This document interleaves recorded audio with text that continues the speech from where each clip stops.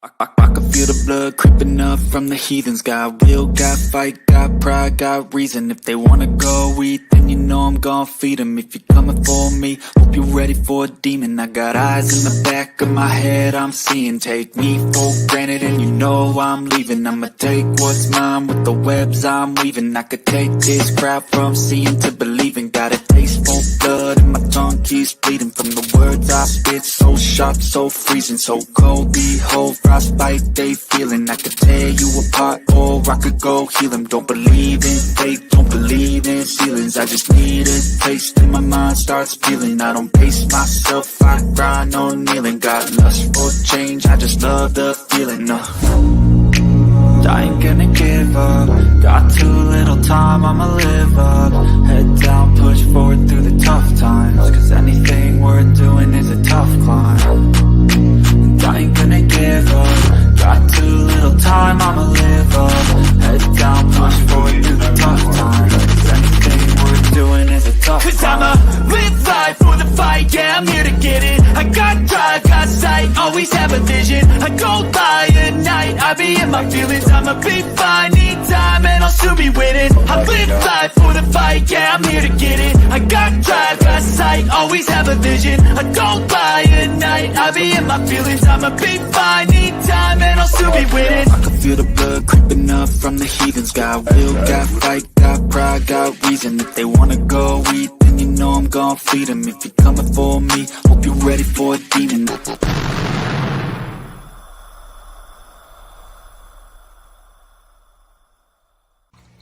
George Lopez.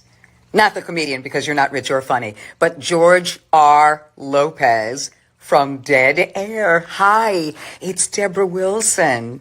Remember me? Obviously not, because you never called me or texted me or emailed me or got in contact with my reps or anything else. In a modern world of technology, you seem to have lost my information. Decades ago, I did, well, a decade or so ago, which is still a long time, I did your show. You know, your show, Dead Air. And it was wonderful talking about the paranormal world. And I'm still involved in the paranormal world. I'm sure you've seen things that I've done or snippets here and there online and ignored them. And I wanted to say hi. Yeah, that's it. That's it. So have a great, no, actually, that's not it. Well, that was it. But the other thing I wanted to say is, why no letting me back on the show? I mean, did I offend you? Did I do something wrong? In fact, if I recall correctly, I even did some promos for your show that you can use in perpetuity throughout the universe, which is usually a contractual thing, and I did it anyway, and without being paid, because I chose to. You know, I make these choices in life, and sometimes I regret them, but other times, you know, whatever. So I would love to do the show again after over a decade of not being invited, but I would love to do the show again. So I hope I'm not coming across as rude. I just wanted to let you know that I really enjoyed it. And after enjoying the show so much, I figured you'd ask me back, and you told me the ratings were great when I was on, and you know, people were really listening and hearing about my experiences, and you know, there was a camaraderie between us. You know, no sexual tension, just a camaraderie between us, and you never brought me back. What gives, asshole? Well, that was nice. Good evening, everybody, and welcome to Dead Air Live on the Dead Air Full Spectrum channel. She's terrifying. I think we should have her back on immediately. I'm afraid we'll make it happen. Thank you guys for joining us on our Sunday show. Hope you had a great week. But we are back for our Sunday live event this evening. We got Melissa St. Hilaire and Cheryl Plumb joining us here in just a few minutes. Please remember, guys, that we are simulcast on kgradb.com, KGRA on Facebook. Mr. Ken DaCosta and myself, hit all of those, Ken. Go ahead, and this way everybody can see. KGRA, Twitter, YouTube, Patreon. Oh, we got some stuff to talk about that tonight also. So don't forget to hit that subscribe button. Don't forget to hit that thumbs up and that reminder bell. He's slipping. He's had a busy week. He is once again Grandpa Pop. Congratulations from everybody here, Ken, at the Dead Air family. And everybody's doing well now, I hope. Yeah, Gwendolyn came this past Monday morning at 8:30 a.m. She Love that managed name. to wait until the show was finished. But yeah, she came in. She is absolutely gorgeous. And we have a Gwen now. She is healthy, mom's healthy, and everybody's doing well. So I am trying to keep my wife sedated so she's not running over there every 5 minutes or so. That's what grandmas do. So thank you, everybody. I know a lot of people, express their well wishes, and I'll pass them along. I had nothing to do with this, but my son and his lovely bride, they're going to be great parents. So been a great week. And how much are you going to be spoiling? It's his first granddaughter, right? First granddaughter. Well, actually, no, but first bio granddaughter. They're all my grandkids. You know what I mean? So that doesn't matter. But, it's nice to see them come into the world, and now their parents can stay up at night dealing with the parents' curse, Yes. up every 3 hours or so. It's like, Yeah, but it benefits you and Dawn because, when they're like, please, grandparents, take them away. You're like, yes, finally I can corrupt them. you shoo your children away and just grab the grandkids. Yeah, exactly. Go But do something. we're happy. We're very happy for you and your family. So congratulations once again. Thank you. How's your week been? Say that again, please. How has your week been? It's been great. It's been great. It's been great. We've had a lot to do, obviously, just kind of helping out here and there. But it's been a good week and nice weather. Got some outside work, which is my thing. Love to get outside, dig in the dirt. So I got an opportunity to do that. And it's been splendid. I have been, ever since we scheduled this tonight, looking forward to having these ladies back. We always love talking to them. They are just absolutely a hoot. And we're going to talk a little bit about an ongoing investigation that they've been doing for quite a period of time. And they have been kind enough to bring along some clips tonight to share with the viewers of the location, which is the, let's see, what is the location? Glen Tavern Inn in Santa Paula, California. Yeah. So they are our West Coast crew, our West Coast correspondents, so to speak, and can't wait to get them in here and see what's going on with them. Yes. And just so everybody knows also that the reason we are all here after the eclipse is because of these two ladies. They thwarted the end of the world single-handedly. Well, both of them single-handedly. I don't know if that works that way. But Ken, if you'd like to bring them on, please.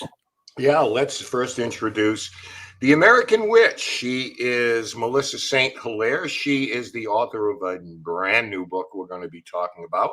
She is also the creator of Secrets of the Craft that you can see right here on the Dead Air and KGRA network. So let's go ahead and bring her in. Welcome back, Melissa. Hey, happy to be here. Hey, how are things in the weather and life in general in California on the West Coast? How's everything there? Well, things are great on the West Coast, but right now I am on the East Coast. I was going to say, it's awful dark out there. It is. Yeah, I got Florida right out behind me here.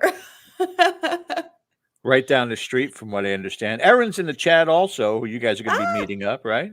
Yes, yeah, Erin. I have to tell her. I have to text her tomorrow. I'm trying to plan a little haunted house tour through Ghost Augustine for us. Ghost Augustine. I used to get a lot of equipment from them. That's where I get all of my equipment. And then that name keeps coming up, and I'm like, I know those people. Yeah, they're awesome. I love those guys. So without further ado, let's bring in our second guest. She is the head honcho of Plumb Paranormal. An awful lot of work on the West Coast, and she is doing some traveling lately too. So we want to get into that. We absolutely love her. She's a delight and a great investigator to boot. Cheryl Plumb. Come on in, Cheryl. Hey, Jazz hands. Jazz, Hey. jazz hands. the family returns to the roost, which is wonderful. Yeah, How long and has it for right been? now, yeah, it's been a while. It's been a while. You guys have been keeping busy. Oh my gosh. Oh my gosh. Well, we're just obsessed with the Glen Tavern Inn. And you know No, what? This thing go on. wasn't even going to be a paranormal investigation, but again, things just happen there, and we have to share it with you all. Exactly. Like the only reason why we even went up there is, and I can't give too much information because it was an invite only event, but we were invited to what they call a speakeasy seance. And I can't even tell you the location it was held. I can't tell you who held it. Oh, come on. But I It's know. very Pictures are exclusive. I know. Very exclusive. It's very exclusive. But it's basic. It's really interesting because it's a seance, but it's run by a magician. So it's kind of like the absolute opposite perspective of a seance than what a medium would do, like myself. Yeah. But at the same time, like even though we're, the opposite sides, we kind of meet in the middle with the goal of finding the truth and hoping to find evidence, of paranormal activity. So at least we can find a meeting point. Okay, so if there's a magician involved, will there be some shenanigans going on? Or Actually, openly, yes. It's a Openly. theatrical seance. So it's Okay. kind of run like an 1800s seance, and there's all kinds of items, Okay. for the either a current location or an event or like whatever going around. Sure. But when you bring certain people into an event like that, not everything is planned, which we found out. So Yes, exactly. Yeah. There was one particular individual that kind of like changed all the energy in the room. And it was very, I it was don't want to interesting. say too much. I don't want to say too much because I don't want to judge anybody. You know what I mean? Like I accept all people. But this person had a very different energy. I don't even, how would you describe it, Cheryl?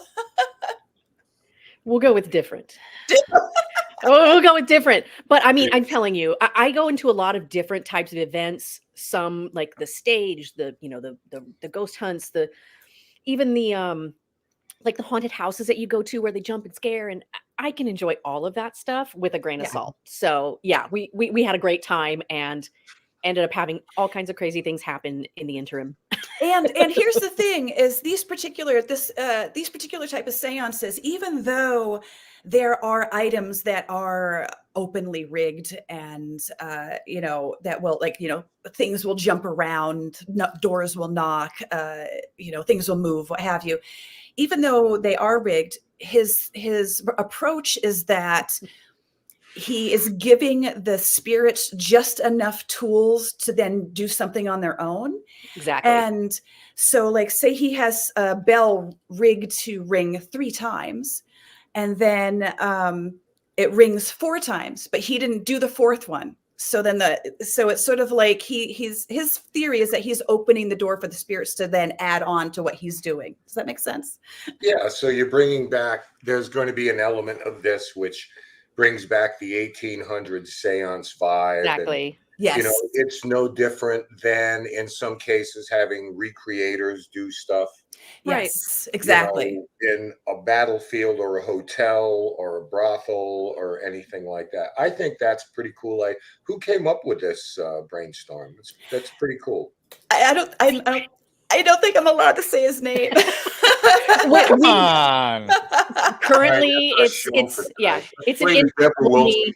Yeah, it's an invite only right now. They're trying to make it into something that would currently be like a speakeasy situation. So you'd have to hear from someone, from someone. So yeah, it's in the works still. I think they're working out the kinks right now. Just so everybody knows out there, after the show, when we stay on, they'll tell us. Exactly. And I'll tell you this, next time you guys are in correspondence with them and they're ready to go public, we'd love to have them on. Oh, I yeah. love that. Yeah. It's a great concept. It really is. It's, that Harry Houdini era. Yes. type of seance type of connection.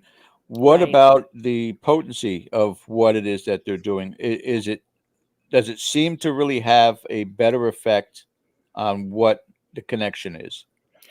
I Yes, wouldn't. I I would say wouldn't say better. I would say, it's a similar effect. I don't know. Does that make sense? Like, it's like, uh, if when I do my seances, nothing is rigged and stuff still moves and stuff still happens. You know what I mean?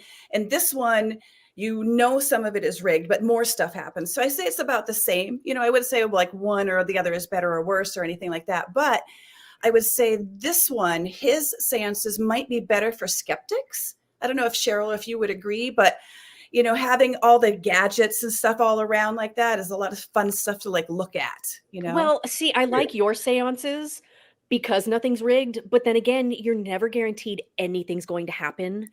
The spirit Right. has to do it. So as far as his Right. goes, we went in like this is gonna be fun. We knew that things were gonna happen.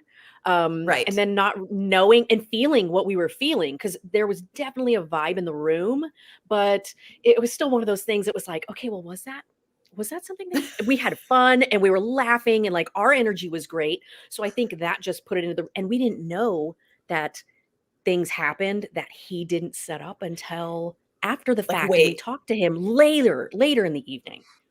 Yes. Yeah. That's great. Good for him. So tonight we want to get into Glen Tavern. This is something that we've talked about before here once or twice, and a lot of times we've had Mikey Thompson on because Mikey was part of that, as was, forgive me if I butcher this, is Natasha, right? Yes, Yes. Natasha. Natasha, may she rest in peace. We were privileged enough to spend some time with her talking about this, and she's since moved on. She was with us. She was with us. I'm sure that she's not far from you folks, but she was a lovely woman, and just what you would expect from a Natasha. Yeah. She was everything like that. And she was delightful. She really was very serious about you. Very serious about it. Yeah. Very serious about it. So, George, with your okay, I am going to run down some of the photos so everybody has an idea of what it is we're talking about and this beautiful location. Santa Paula, California, correct? Yes. For any of us like myself as muggles out there, about how far is this from, I don't know, Los Angeles or? It's about an hour outside. Okay. Yeah. All right. So this is what we're talking about. Ooh. That is the Glen Tavern Inn, and I'm not going to blow through these. If you ladies have any comments at all about what we're showing, please feel free to go ahead. In the middle there, you see the little one lone window. There is such a vibe in that one spot. I have seen figures in that window from outside, and then inside in there, I've seen dolls move in that chair. There's a chair like sitting right in the window. It's a very strange, that one little spot is extra weird. Right. And if you kind of got that chalet vibe to it, right? Yeah, it does. Yeah, it's a two-door style hotel. But the worst, the most active areas, you see the windows at the top left. That's room 308. That's what they call they've called it the Houdini room. They've called it the John Wayne room. That's the suite where we've had a ton of things happen every time we've been there. And then on the far corner, all the way on the right top corner, that is room 307, another very haunted room. Yes. So yeah, the whole third floor is wild. I mean, the whole hotel is wild. I would imagine those go for a premium too for people coming in. They want those rooms. You know, and it's really not that expensive when you think about it. So it's worth the stay no matter what, honestly. It is. All right, and I feel like, I was just going to say, I just want to point out, even though they call it the Houdini room or the John Wayne room, there's no real proof of that. Right. There's a belief that they stayed there, but we don't really know. Wow. Going to move on to the lobby area here. Yes. And we will Stunning. just sit on these couches by the fireplace. And well, I mean, we talked for what, 4 or 5 hours, Melissa, that night? Oh my gosh. Yeah. About 4 or 5 hours. The EMFs kept going off. We had a flickering light. We had strange noises. We had that It alarm was, that was going off. yeah, for no reason. There was nothing there. It just kept going off. I think it was an Yeah, it was almost like a emotional fire alarm. alarm or emotional Yeah. alarm. Yeah. Yeah. Okay, another shot of the lobby here. Yep. And that goes towards the other first floor rooms and the apartment where the manager stays. How Yes. old is this place? Give us a little background on that. It was built in 1911 and it was used as an inn when they were filming a lot of old Hollywood movies. There was a lot of filming done in the area. And I mean, it was used as supposedly a gambling hall, a brothel, a lot of things during Prohibition that may not been too advertised. But it's stayed in business, and even throughout the pandemic and everything else, it still continues to thrive. So I'm super thankful they're preserving the history and, taking care of this place and keeping it for us to go see. I'm just Yeah. picking out just these little things, the heater next to the Yeah. grandfather clock, and just Mhm. these little accoutrements here. Beautiful. Oh, it's spectacular. So Yeah. this is the first floor hallway. Yes. Yes. Now, I get Shining are there- vibes. are there Exactly. rooms off of it? Oh, yeah. I can't say that's original carpet, but dang, it's got history. Yeah, it really does. And that whole first hallway has got strange energy. The whole first floor has really weird energy. And there was a flood. Cheryl, talk about the flood a little bit, because this is where people came for refuge, right? Right. Well, the collapse of the St. Francis Dam happened, and it basically flooded the entire basin all the way down to the ocean.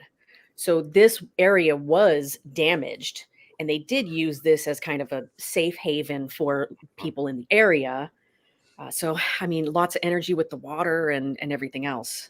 Yep, the St. Francis Dam collapse, for movie files out there, had something to do with the movie Chinatown, if you've seen that. Yes. Moving on here, this is the magic Oh. show. Oh, yeah, we're not supposed to show that. Well- Let's skip ahead. And Off-screen. this is the Off-screen. lobby. Okay, now you folks are setting up here. Obviously, you got your K2s, you got your Yes. REM pods, you got your spirit boxes. So, what time do you kick off an investigation there? Well, That's a funny question. it is a funny question, because under normal circumstances, we would start at, shortly after dinner time. We'd have dinner and, let the, nightfall come and let the hotel kind of quiet down a little bit. We're like from the daytime activities, Yeah.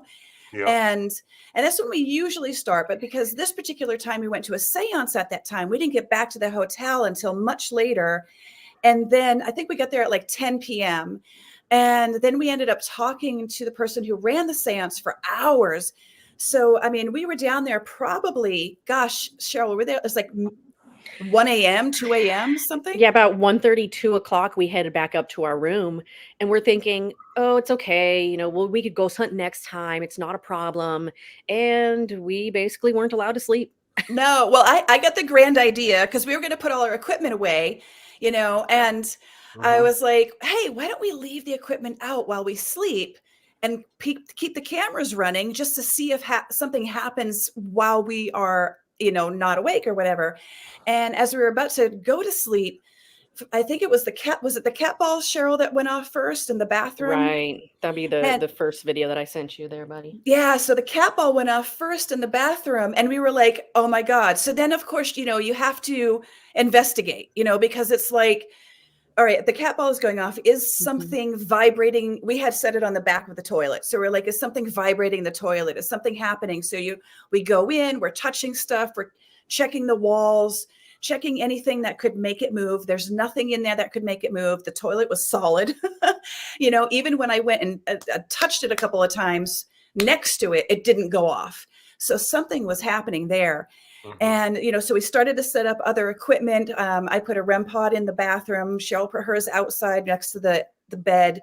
And at first, those didn't go off first, though, right? Because I think I fell asleep. Did we both fall asleep and then you got woken up by the REM pod? Is that what happened? Well, yeah, I mean the cat balls and that stuff, and then we set everything out. That was before we even went to bed. That was like that's 5 right. o'clock in the morning. That was that's right. We've got clips of some of this stuff, so it's a 2-hour show. So Yeah. So I want to show room 301. Tell us what the significance of this room is. Honestly, this is not even a room that we would consider one of the hot spots. But there were, I believe, 2 events happening in town that day. So we could not get our usual rooms. This is actually room 301. They did have a long-term tenant that stayed there. And some circumstances, he was having a rough time and he passed in the room. We don't like to talk about his name or any of that stuff because, we don't want to hurt any family that might still be living. So, so Mikey has stayed in this room previously, and I got a scratch. I'm digging the sink. I'm Right. I know it's very cool. And, I apologize for so many restroom photos, but a lot of the activity is really inside that restroom area and right outside the door. That's where the gentleman passed. Well, right. I know nothing about the location, but has it always been a restroom? It would be my first question. Good question. We don't know. That is a good question. It may have been something else at one point and added on as, the years pass and people need, you didn't want a community. Yeah, it could have been. Code. So you never know. So, and just for some perspective, when you walk up the stairs to the 3rd floor, you have the suite to the right. And then 301, you just go to the left-hand side and it's the first room on the left. So there's no adjoining room on the side where the headrest, like the headboard of the bed is. Yeah. And even I was talking to Mikey earlier today, and he heard a whole bunch of knocks in the wall behind the headboard. We got a ton of knocking in the bathroom. It was knock, knock, knock, knock, knock the whole time. And actually the man that had passed in that room, that was one of the claims that he was telling the people that worked there, was that he was constantly, I can't sleep. They're constantly banging and, I can't get any rest. Now you've been there a number of times. Give us a count. Give us a count. What? 3, 4? 3, 4 times. I'm saying 5. Yeah. 5. Okay, I think you're 4. Yeah. Yeah. Obviously, you've built a relationship with the building, with the residents, if you will. How are the proprietors as far as welcoming you in? I would imagine that they're, pretty open to all this stuff if you're going to be having events and things there. So they must be. So they are spectacular, to be honest. Yeah. Management has changed over the time. Almost every time I've been there, I think management has changed. But they are very open to, if you want to do your own paranormal investigation, come on down.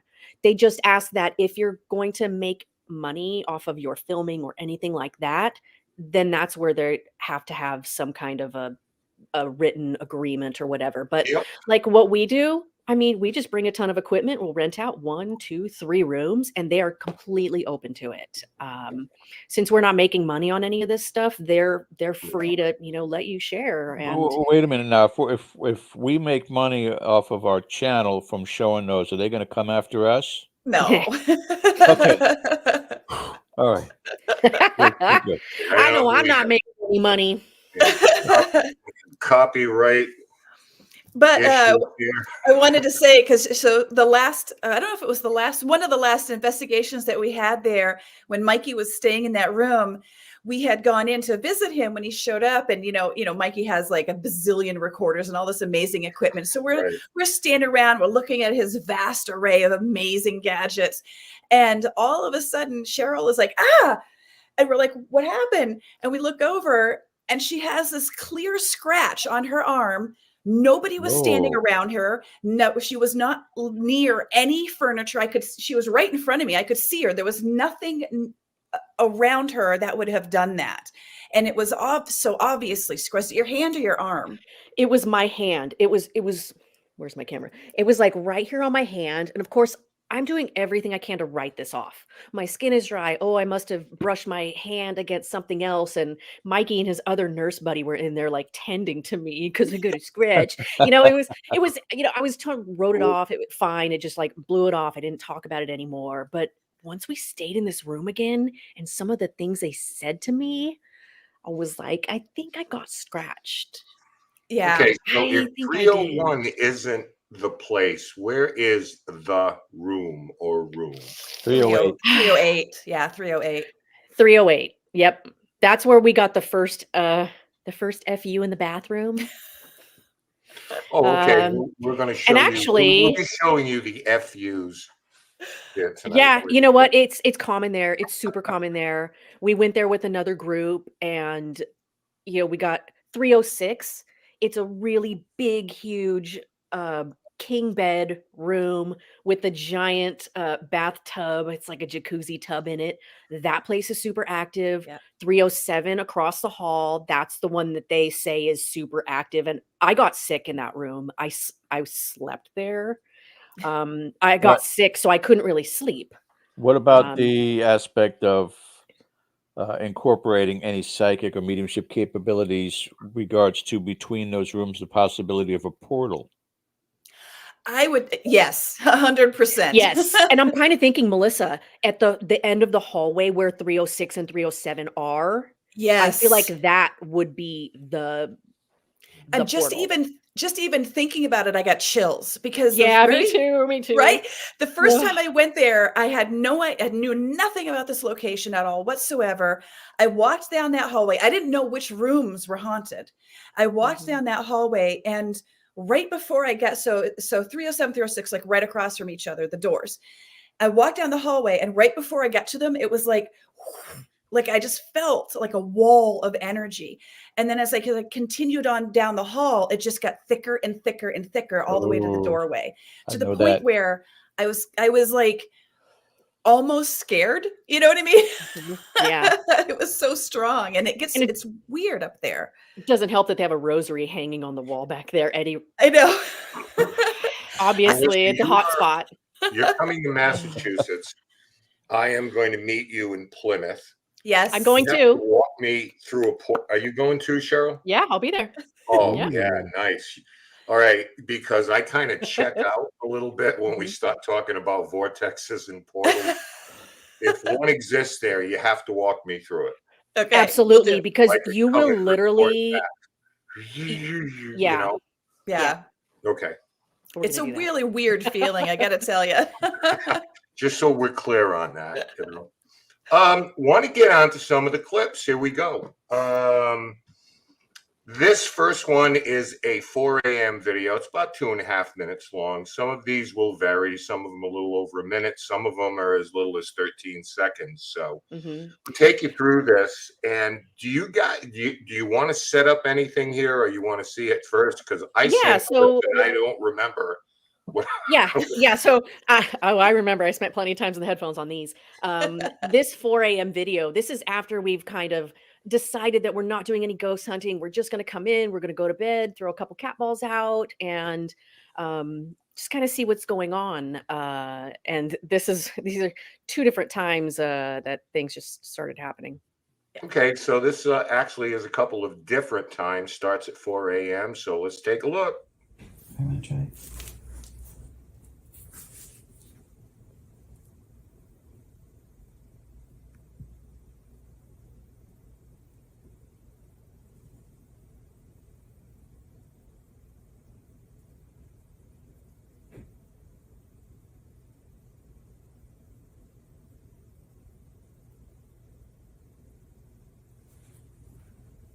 Okay, so if we hear the knock and then it goes off, maybe it's in the wall, but the last time that went off, it didn't.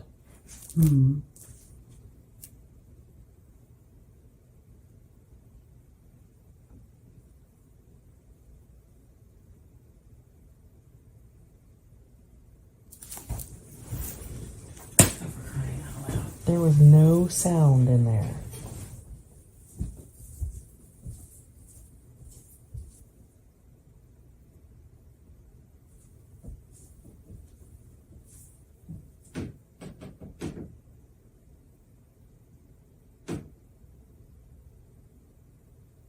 have goosebumps everywhere.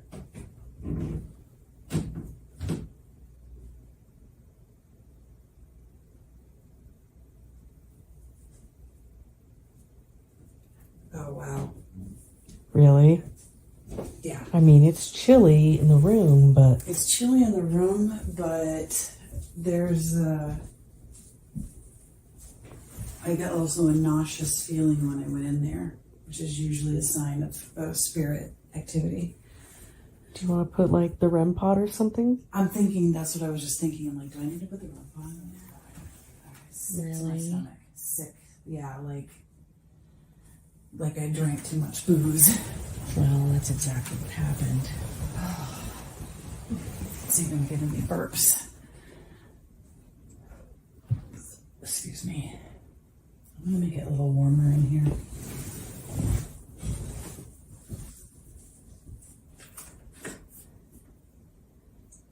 Oh, God.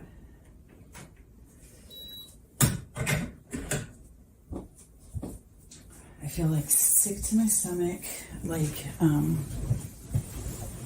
whiskey sick, and like. Mm-hmm. That sounds about right. I love that you kept my burp in there. Well, it's just the whole thing was, it was so strange because, I mean, based on what I know about the man that kind of spent his last days there, he was struggling, and there was a lot of alcohol involved, and he was very, very sick. He was very sick physically, he was very sick mentally, and when she started to do that, I'm starting to get goosebumps again already. When she started to say that, I was like, okay, I'm just gonna like film it and see if we can catch anything for later, because I mean, you can tell, you can hear a lot of things in that place. There's a lot of bumps, a lot of bangs, but why does stuff start going off? So we put out some Exactly. other things so Right. so we could kind of be like, okay, well, if you got something else to play with, you could go for it now. Yeah. What Well- was the layout? Nice. That's the bathroom, correct? Right. What was the layout on your proximity sensors, aka cat balls? To us or the wall? Between Well, each yeah. other. We had well, we- one on top of the toilet in the bathroom, Right. sitting on a towel so it didn't On a roll towel. off. Yep. And then we had another one up by the TV. That one never went off. That one never went off. We had one on either side of us on the What is the one nightstand. we saw? Was that the one on the towel? That was Yeah, the on one the on towel the on towel. top of the toilet. And then so Okay. we decided we were going to put a REM Okay. pod. We put Melissa's REM pod in inside the bathroom, kind of off to the side so we don't step on it if we go in there.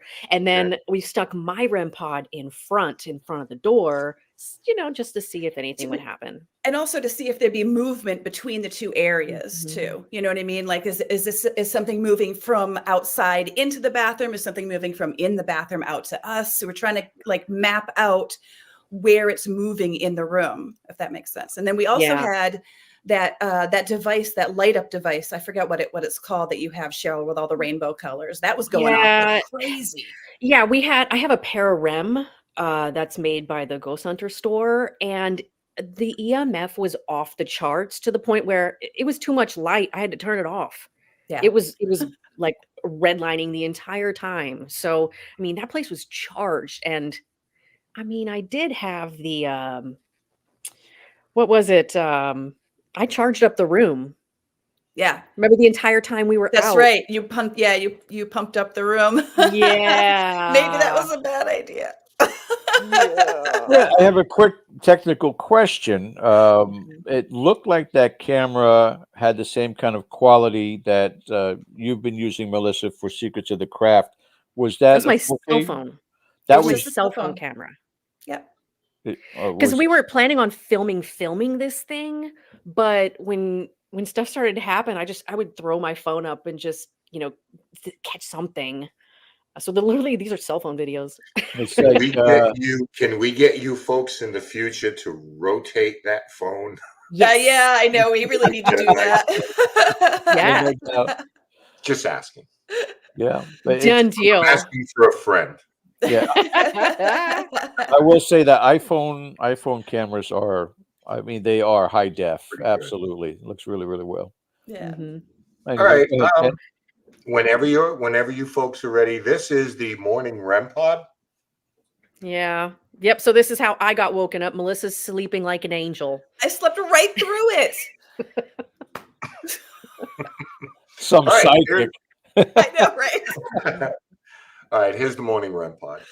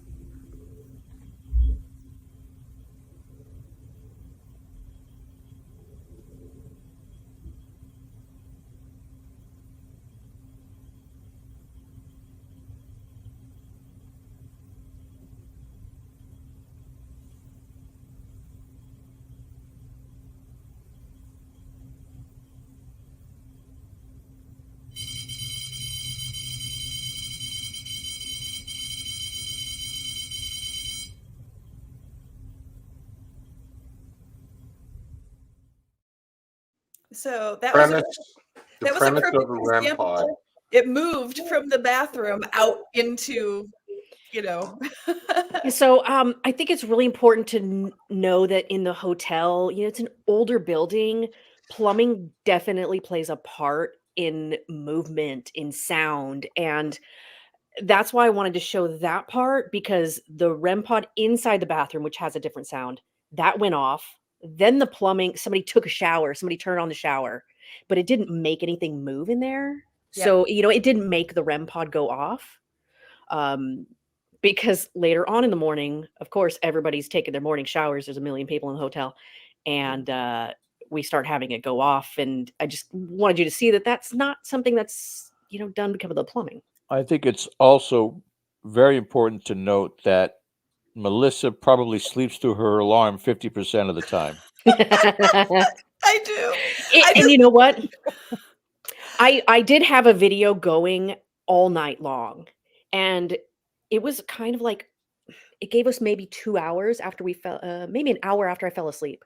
So 5 o'clock we went to sleep. 6-ish, you start hearing REM, just little pops every 10 minutes. 10 minutes. Like in the first 17 minutes of video that I watched, it literally went off 3 times. So, What time, Cheryl? oh my gosh. I have, let's see, I wrote down the times because it was like, I mean, approximately. it was literally every 10 minutes, starting at, Was it like 6 a.m. ish? yeah, about 6 or 7 Okay. a.m. What are you thinking, Ken? Oh, I'm just thinking in terms of, for anybody that doesn't know, a REM pod creates an EM bubble. If it's disturbed, that's when it goes off. So, I'm just thinking macro in terms of whoever might be there and what their day was like, when they would start, Residual. when they'd hit the Right. bathroom, when they'd wake up, when they'd wash their face, when they would get dressed, when they would, if there's anything that's, Yeah, because that's a lot of movement going back, right and forth. well, That I makes wouldn't call it sense. residual necessarily if it's interfering with something physical, like a REM pod, but it's just me thinking out loud. I have that habit sometimes. Yeah, so it's very consistent in this room, and that's one thing that Mikey had said when he stayed in there, the REM pod kept going off. Mhm. And at one point in the morning, right before Melissa woke up, I had to go in and turn her REM pod off because it was just going apey. The final video that I sent you, I mean, she had gotten up and gone in there and she had shut the door. And I was like, fine, that's great. Like, let's see what happens there. And it got almost angry. It did. Why'd you shut the door on me? It did. It got mad. Because then it went absolutely crazy, and I had to literally turn it off because I was like, "Yo, we didn't sleep at all. Hardly. Mm-mm. I didn't." Yeah.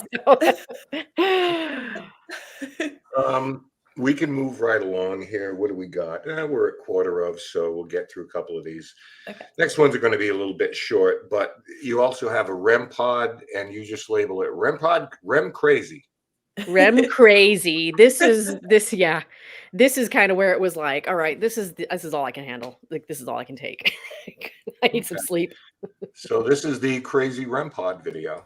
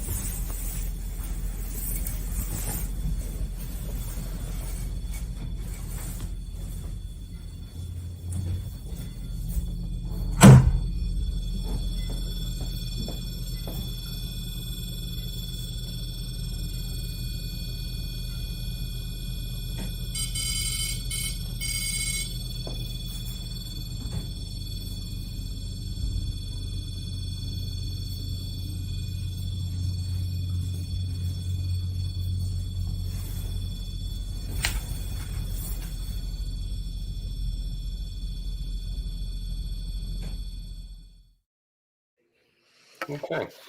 Now, my first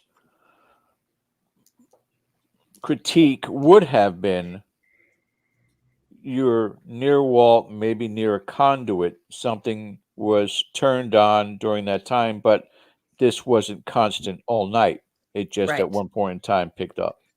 Mhm. Right. So when that started going off, you can see the colors in the bathroom. You see the green light kind of through the door that was cracked.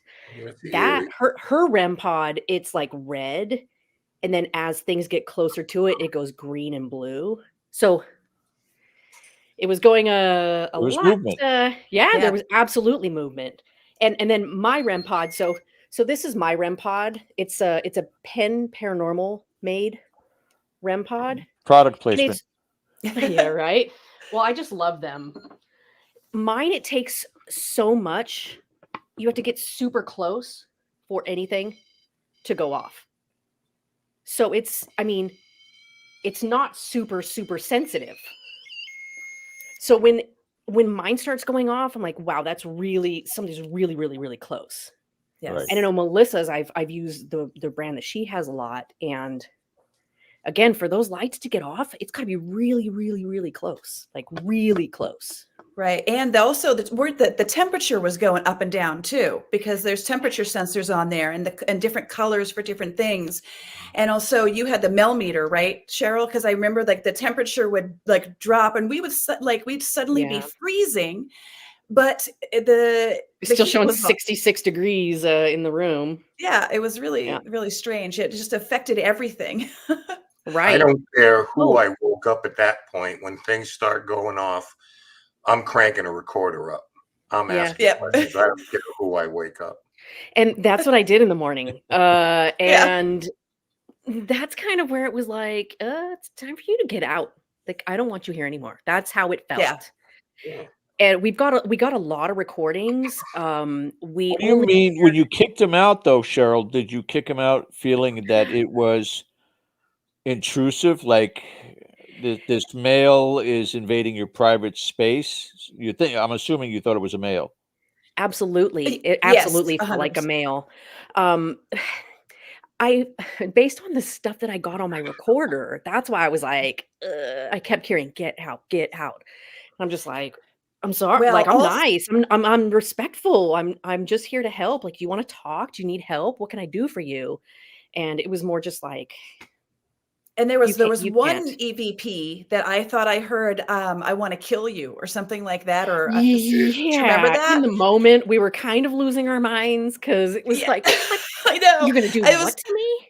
Exactly. I was like, okay, this is not cool. Like all of a sudden it was like the energy just got shifted and got really negative. And so that was when my witch came out and the witch in me came out. And I was like, all right, I need to do something really quick. So I got up and I did a quick little mini ritual. And then as soon as I did that ritual, boom, everything shut down. Yeah. Yeah, don't worry. The spirit's like, you can get dressed. I'm not looking. Right. Exactly. Guys will be guys. Oh boy. Let's get on with some EVPs because on the backside, George, we still have sometimes a little longer video clips. So we can get through these. So just before we do the first EVP, Yep. we had walked up to our room and there was a doll just laying in the middle of the hallway. Yeah. Just random doll laying in the middle of the hallway. Of course, Annabelle? we don't know. No, much scarier. Just kidding. Yeah, we have, and we'll have another video that we'll show later that has more of that. But that's what's in the background of this EVP. Yeah, so we go and we see this doll laying in the middle of the hallway, and we're getting ready basically to go and do this speakeasy seance. So we're just walking out of the room, getting ready to take off. Doll in the middle of the hallway, as they are wont to do. Just kind of show up. So, okay, EVP 1 here. Is it okay that we stay in your room tonight? We'll be respectful. We just want you to know that we're going to come and talk to you a little bit later. Is that all right?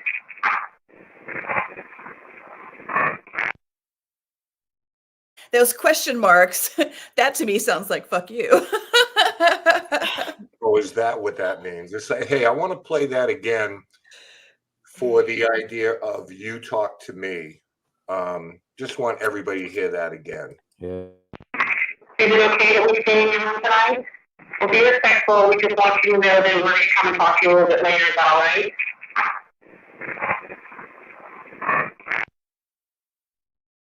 I know what I hear. Ugh. Yeah, and it's and we got to go to break here, but I can honestly say when I think back, again, this history going back to 1911, that it was a very alpha male dominated location. So 100%. anything that Yeah. you would have is certainly going to look or be condescending to women, talking down to them. Yeah, I think he called me a bee. Yeah, and anybody who's listening at home, please put into the chats for any of these EVB what you think you hear. Absolutely. Because when I first heard this one, I thought it said FUB. But the more I put it on my headphones and I listened a ton of times, and that's when I got the, oh, you talk to me. And I was like, do you talk to me now or are you talking to me? And then I was like, it doesn't sound like now. You know what it is? Well, time to talk to our sponsors, actually. We got to go to break. We're at that point. And hold that question, Ken, for the other side. I want to hear that one more time, the EVP on the other side, too. But we got to go to our break, guys. We'll be back in 3 minutes. If you're watching Dead Air Live on the Dead Air Full Spectrum channel, hit that like button. We'll be right back.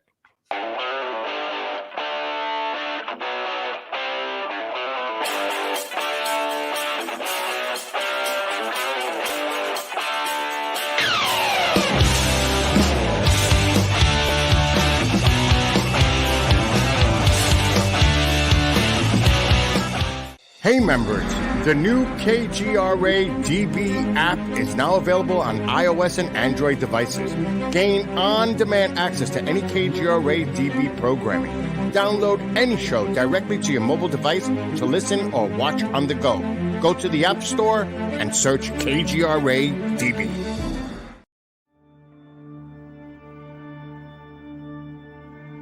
As UFO reports come in from around the world, the Mutual UFO Network, MUFON, is there. We continue to explore new cases and build our massive database. We share our information with the world in a number of ways. If you'd like to be part of our investigative team, you are always welcome. What could be more exciting than exploring the UFO question firsthand? Join MUFON, find your friends.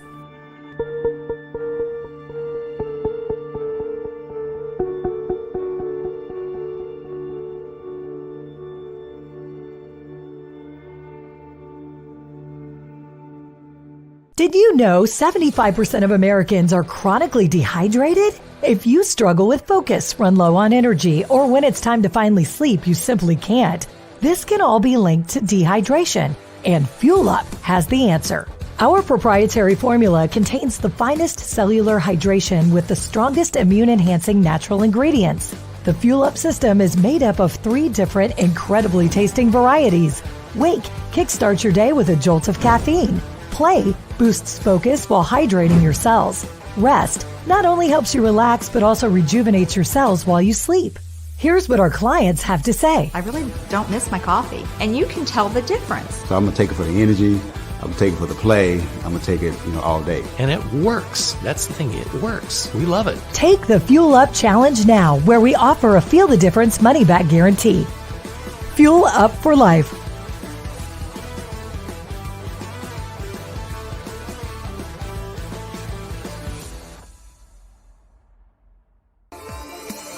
You're listening to the KGRA Digital Broadcasting Network. We provide unparalleled coverage of trending news in the world of ufology, cryptozoology, and paranormal phenomenon. Whether you're watching our video live stream or listening to one of our audio programs, you are getting the best from world-renowned researchers and hosts, guiding you through topics the mainstream won't touch. Miss one of your favorite programs? No problem. Head over to the members area at kgradb.com for access to our massive library of award-winning content. Make contact, stay connected, only at kgradb.com.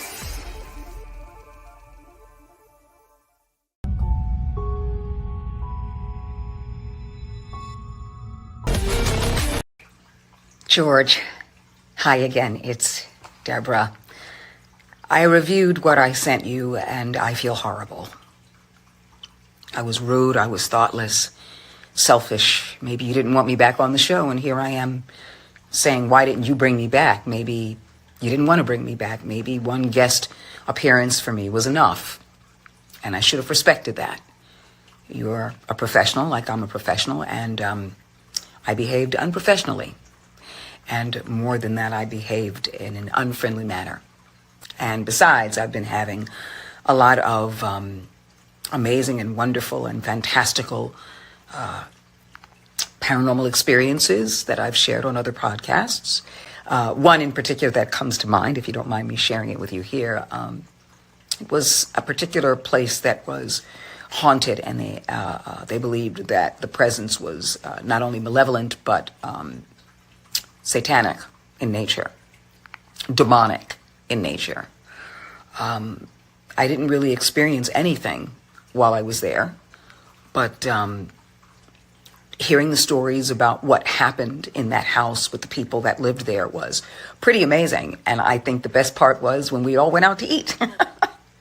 I found a vegan place because I'm vegan, and everyone ate vegan and loved it.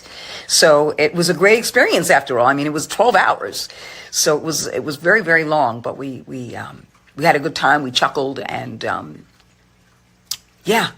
So I was kind of unimpressed with this demonic presence, which didn't appear or show itself, but I had a wonderful time, and I got a chance to share that on other podcasts, which is great because, I mean, you already know this, George, that in the paranormal world, there are times when things just don't happen. And I think your podcast is amazing because it also talks about those things as well as a plethora of things that have to do with parapsychology and psi phenomena, which is why I was very grateful to be on the first time. And I am sticking with that gratitude now. So thank you. And again, 1,000 apologies for being so mean and so rude and so unprofessional. And yeah, that was not very kind of me. And from now on, I will just go about my life and be grateful for the time that we...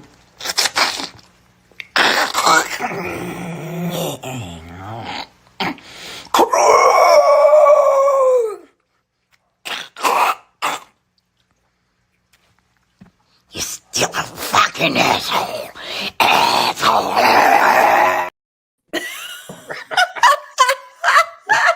I can't. I can't. I can't.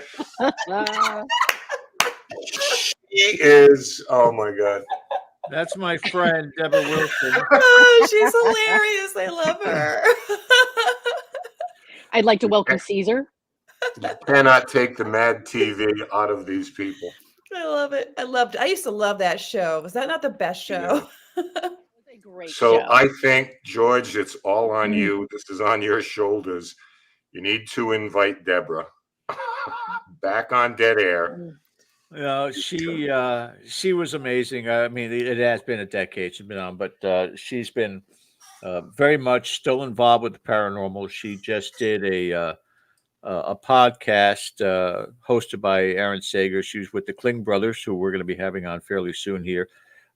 She does voiceover work. It's just incredibly talented, and I mean, nonstop Did some energy. spots on CSI.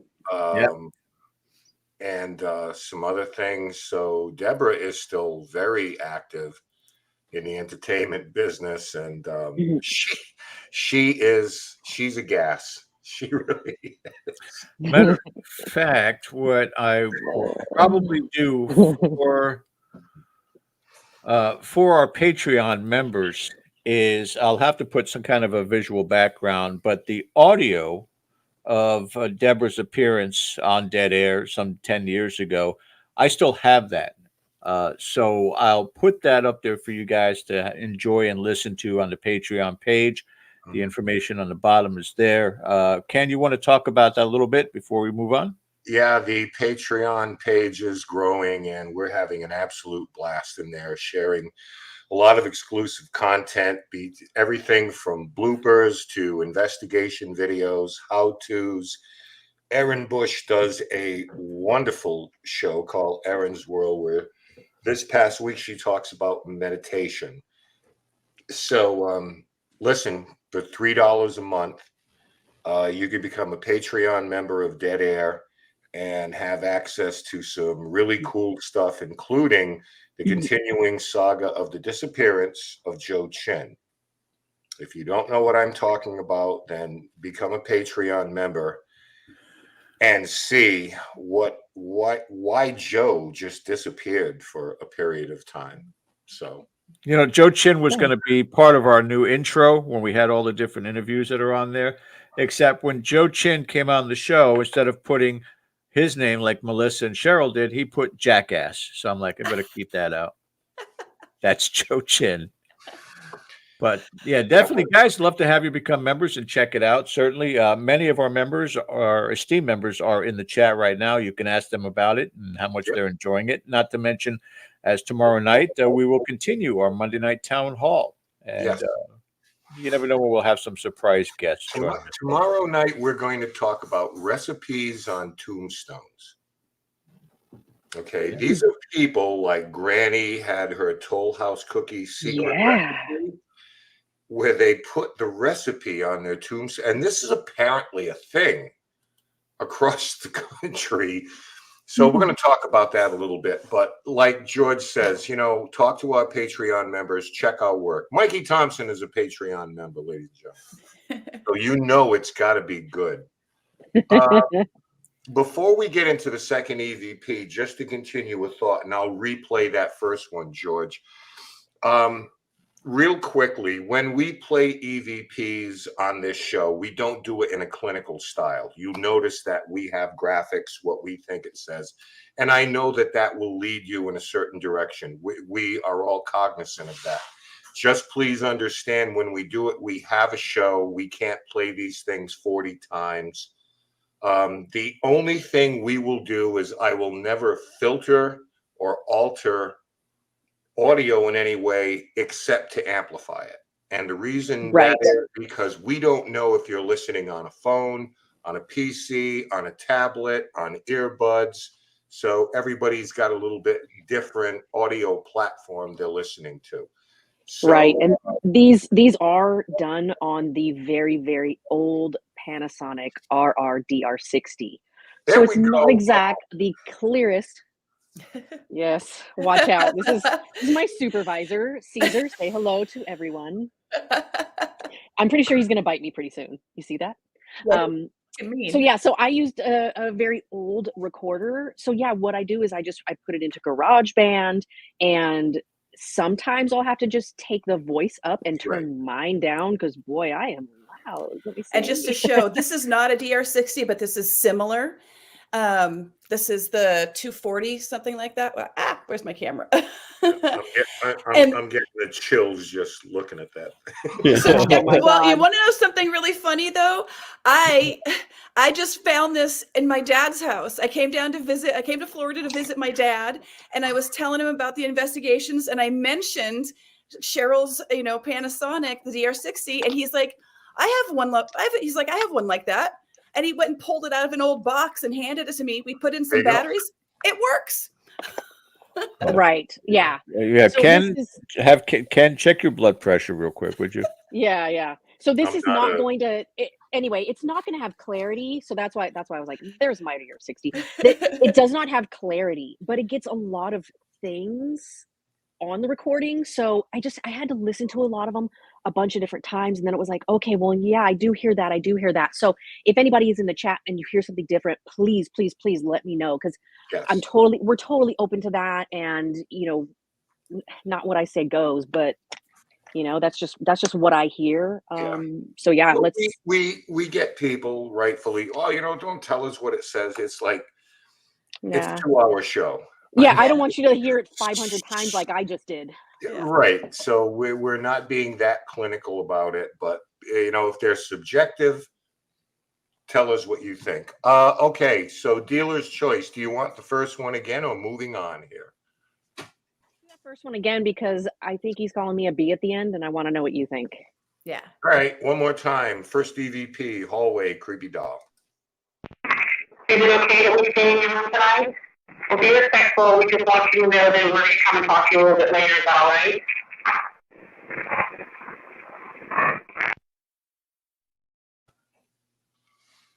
Okay. They're very demanding. Yeah. Right? Very aggressive. Yeah. And that energy, again, from an empathic state, has to be where that oppressive feeling would come from when you're walking in certain areas of that inn. Yeah, and it's like we had just turned on my EM pump and left it on the bed, and we're like, hey, peace out. We've got a thing to do. We'll be right back. And we'll talk to you later. Mm-hmm. Yeah, see, yeah, you talk to me now, B. Yep, that's what I'm hearing. Could have been worse, right?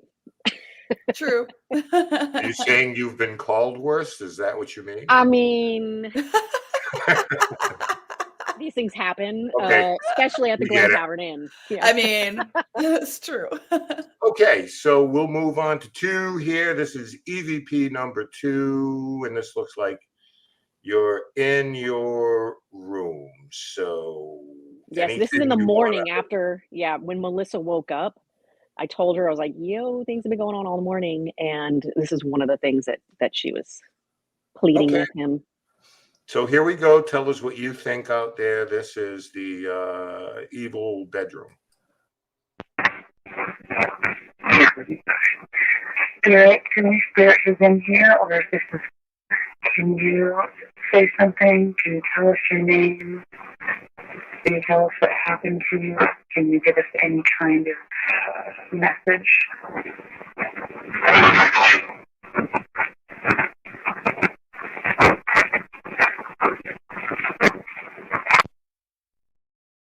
There's some extra sound there. I don't know if it's turned up too loud. Yeah. Okay. But that was what kept happening with those EVPs that night. It was like he wanted to talk. He had so much to say, and he kept going on and on and on. But everything was crunchy. Do you know what I mean? Like it was very hard to get very clear words from it. And to me, he felt very frustrated. It was like he really wanted to talk to us. He really wanted to say something, but we couldn't hear exactly what he wanted to say. So I don't know if that was part of what made him so angry because he couldn't say it, or if he was just angry all the time. In those circumstances, we've talked about this before, about when somebody who's empathic goes into a location, and even investigators who are unaware of the fact that they've got those abilities, will start to feel anything from headaches to nausea to, pains in the body where you wonder, was it a gunshot? Was it poison? Was it hanging? Things of that sort. Yeah. In this particular case, too, especially in the era that this was a very jumping place, very popular place, where a lot of these actors, a lot of these people in the Hollywood scene had to suffer through throat cancer. And I wonder as to whether or not that's one of the reasons why what you're hearing is so throaty. It's not really a clear voice. Seven Right. packs of unfiltered Camels a day will do that to you. Yeah. Right. And you know what? Previously on other investigations, Melissa has sensed like a serial killer vibe. Yes. So I was trying to decide whether this was the same like man serial killer type, but almost seems like this is more of like Aaron says, a frail kind of just pissed off man. Yeah, he Which- felt very unhealthy. Do you know what I Yeah, mean? yeah, yeah. Like those physical feelings that I was getting. I really, at a certain point that night, I felt like I had drank a half a bottle of Jack Daniels. I mean, it was, and there was like a sickness feeling. People who drink too much, there's like, they're poisoning their bodies, and there was that vibe in the whole room. And there was also there was a very strong feeling of wanting us to not be there. I felt like it was like, this is my room and I don't want you here because this is my room. And I kind of felt like that's what some of the knocking was, and that aggression that was coming out. And I don't know if I didn't get any sense that we were doing anything to make him angry. It was just that's who he was. You know what I mean? Yeah, and I feel like it was almost it probably was worse because it was two females in his room. Right. I mean, and we're trying to lead things, we're trying to ask questions. It's like, who do you think you are? That's the vibe I was getting. I didn't feel welcomed with open arms. But I love this place. Why do I do this to myself? The place is awesome. It is. We had, I think, the last time you were on, Mikey was on as well, and I think that you talked about the potential of a serial killer. Yes. Who stayed here, and I don't know where that went for you, or if you've dug up anything. I know that it was kind of not something that you could establish at that point, but I don't know if you're still sort of and I don't think this man was caught for what he did. Correct. This serial killer person that we've encountered at this location, I don't think it was someone that was ever charged or arrested or. No, he felt so confident, like he could get away with murder, literally. You know what I mean? Like, he did not feel like he got caught at all. He felt like a predator, like an apex predator, and he felt like he was very proud of what he had done. Well, which is you can't really put sick. a date on it, but I mean, who knows? It could have been the 50s, the 60s, the 70s, whatever. But immediately images of the Black Dahlia and things like that, the 20s, absolutely. and 30s. That's the image I get. But we may be thinking a little bit more contemporary terms. This could have been at any point. Yeah. Right. So you get a mixed bag at the Glen Tavern Inn. You do. Many decades.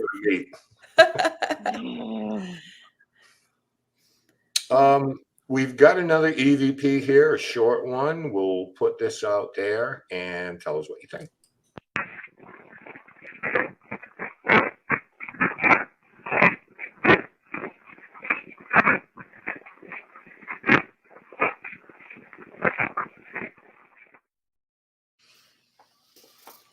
That last part with the question marks, use something people. Oh, you can hear the people. Really? Okay, because I was thinking, I was like, did he say bloke? Because I'm like, that doesn't make any sense. I'm not a bloke. Just saying. Let's do it again. Then Yeah. short clip. Let's do it again.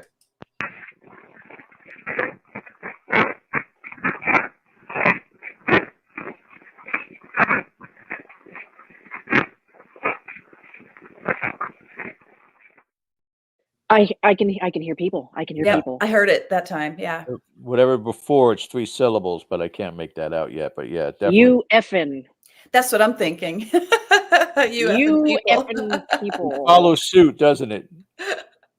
Yeah, that's why I was like, come on, this is a family show. This Something nice. would fall under the category to me, and the stories you've told so far, as a live-in. You know, not just somebody who's there on vacation. This was where they stayed, maybe for season, but For years. This was their home away from home. So anything to them is an invasion of some sort. Exactly. Right. And I believe, I don't know, Cheryl, can we talk about the fact that the man thought the place was a portal? Okay, so my question is, in the history of this place, was these one of these places where people actually lived, not just rented a room, but did they have people who stayed there for extended periods of time? They did long-term rentals, and I am just seriously like goosebumping like crazy right now. So they did do long-term stays, and this particular person had an experience here when years ago he met. Excuse me.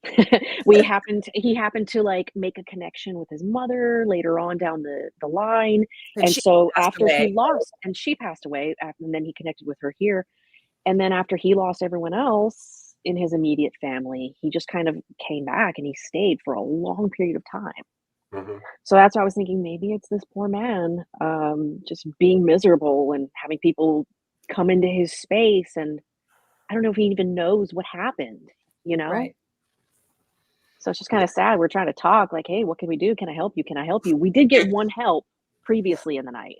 It's not unusual in California because we see that even with places like the Cecil Hotel, where people go in and stay, but people stay for extended period of times. A couple of serial killers did there, Ramirez and the Dutch guy, name escapes me now. But people who stay there for a prolonged period of time, there comes a sense of proprietorship and territorialism, especially if any of these crimes were carried out there, or they just stayed there after perpetrating those kind of things. But I wish you guys well as far as going forward, checking whatever police records or whatever, because I think it'd just be fascinating to find out whether or not there's some type of tie, and your instincts are proven to be correct on that. Yeah, I remember back in the 90s, I used to work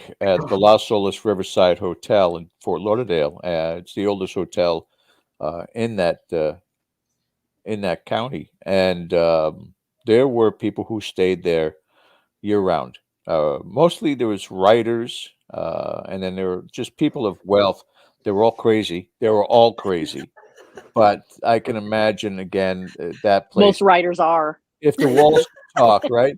High five, Aaron. High five, Aaron. But yeah, so it's more common, I think, than people are aware of. Now, mind you, again, the people who stayed there, I mean, like Mr. and Mrs.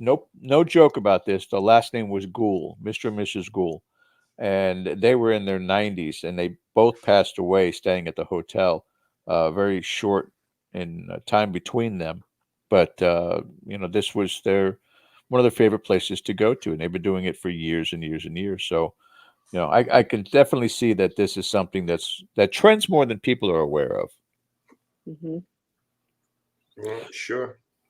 Now we come to this creepy doll story, which you talked a little bit about before. Yes. So when you just kind of left that situation, did you think that somebody there, maybe management, was kind of messing with you a little bit? Well, here's the thing. Okay, I have to go back for a second, because one of our earlier investigations that we had there was a creepy little bear was that Mikey's bear, Cheryl? Yeah. Mikey had bought this creepy bear at an antique co-op that's on the main drag in the center of town, and he had left it in his room, and he was in 301. That was his room. And we were investigating in 306 or 307. I forget which one.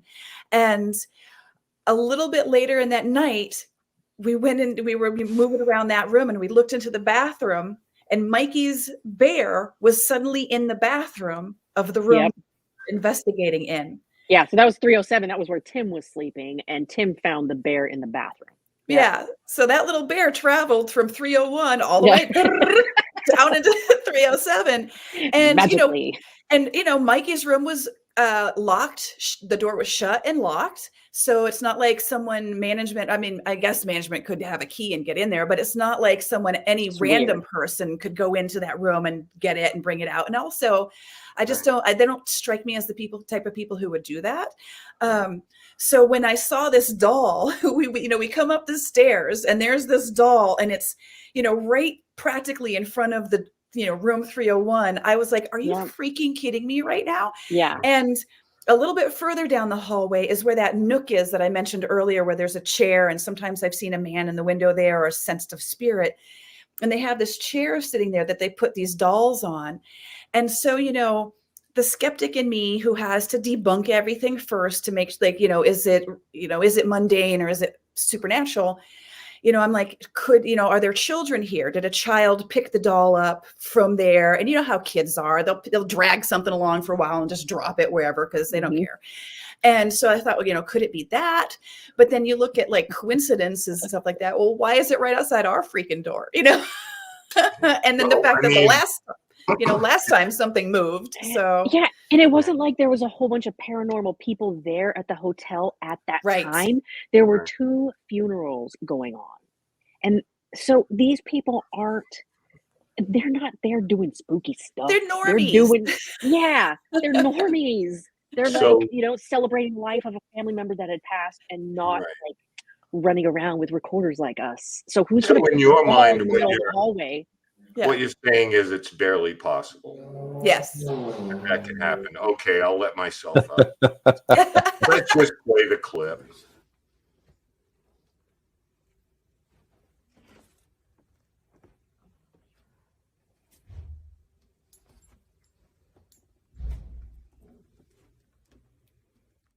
That's where their nook is, the lighter patch in the hallway there. So it traveled, halfway down the hallway. So I'm like, until we should have talked to the manager and been like, can you review that footage and see if you dropped that bear? Darn. So what happened to the doll? Well, I ended up picking it up and putting it back on the chair because I was like, you know what?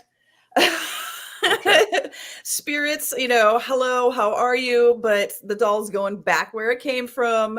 And I'm not leaving it in the middle of the floor like this. Yeah, Joseph, me too. If I see anything floating down the hallway, I'm running. Yeah. I don't run. I don't get scared. But I something floating, I'm gone. Did you guys run a meter or anything next to the doll after that, or a recorder next to the doll? No, we were just running up to our room to get ready to go to the seance. Every time you're on an investigation from now on, you have to call me and Ken during the investigation, or just do it live on the show. Okay, yeah, we could do that. You get our input. Put a recorder there right away. Yeah, but I was like, my recorders are expensive. I'm not going to leave those in the hallway for somebody to walk off with. Let me see. Now you have an explanation of events here, Melissa. Yes. So if you want, we'll play it. Maybe it'll speak for itself, and then you can kind of elaborate a little bit. So something going on here. Okay, so there was knocking in this bathroom that was keeping us up, and then we had a cat ball here. I'm going to make it go off, but we have a cat ball here that kept going off a bunch. And so now we've got some more devices set up just in case. The EMF reader is off the charts. But I'm usually getting wicked EVPs. There's a man that wants to talk. We've been getting a lot of EVPs. Yeah, there's somebody in here who wants to talk to us. Oh, there was just that tapping noise again. And then this sucker is moving. Sir, are you back? We put some other things out for you if you want to get our attention. This is Glen Tavern, take 2.